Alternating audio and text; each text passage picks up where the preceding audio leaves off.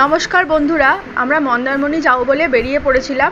খুব ভোর ভোর আমাদের বেরোতে হয়েছিল, কারণ আমাদের হাওড়া স্টেশনে যেতে হবে প্রথমে ট্রেনে করে, তারপরে আমাদের ট্যাক্সি ধরে এক্সপ্ল্যানেডে যেতে হবে, কারণ ওখানে বাস ছাড়ে। এবার তাড়াতাড়ি পৌঁছে গেছি, যেহেতু একটু চা না খেলে হয়, তাই একটু চাটা খেলাম, তারপর বাসে বসে পড়লাম। বাসে বসার পরে 7:15 আমাদের বাস ছেড়ে দিল। এই যে বাস ছেড়ে দিল, আমরা বাসে বসে গেছি সিটে সবাই মিলে। এবার চাউলখোলায় নামতে হলো। নেমে প্রায় আধ ঘন্টাখানেক মন্দারমণি যেতে লাগে। আমরা টোটো করে নিলাম ওখান থেকে।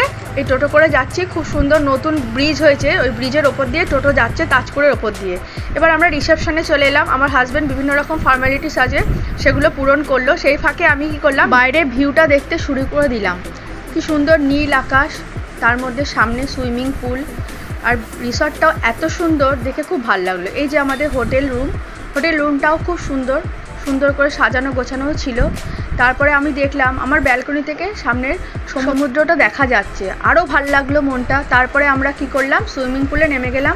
ওখানে গান চলছিল, আমরা গানের তালে তালে নাচানাচি এবং সুইমিং পুলে অনেকক্ষণ আমরা ছিলাম। খুব ভাল লাগছিলো, উঠতে ইচ্ছা করছিল না, কিন্তু খিদে পেয়ে গেল, খেতে বসে গেলাম। তাই আলু ভাজা, ডাল এবং পমফ্লেটের কারি নিলাম। খাওয়া দাওয়ার এই রিসর্টটা খুব ভালো। আর আমার মেয়ে হঠাৎ দেখছি স্পুন দিয়ে খাওয়া শুরু করে দিল।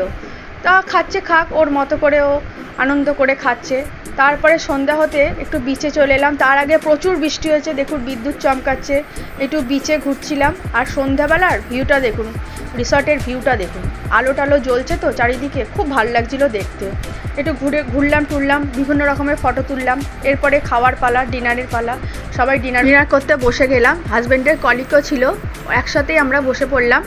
আমরা নিলাম বাটার চিকেন আর নান পরোটা, খুব টেস্ট ছিল। তারপর ভোর ভোর উঠে আবার আমরা বিচে চলে গেলাম। বিচে গিয়ে কিছু ঝিনুক টিনুক করালাম। আমার ঝিনুক করাতে খুব ভাল লাগে। এই সময় আমার একটা গান মনে পড়ে গেল, এমন একটা ঝিনুক খুঁজে পেলাম না যাতে মুক্ত আছে। যাকগে, এবার আমাদের বাড়ি ফেরার পালা। আমরা আবার চাউলখোলায় চলে এলাম, বাসে উঠলাম। সবাই ক্লান্ত, মুখ দেখেই বুঝতে পারছেন। সবাই আমরা টাটা করলাম মন্দারমণিকে। এবার বাড়ি ফিরছি। আবার দেখা হবে নেক্সট ব্লগে। ভালো থাকবেন।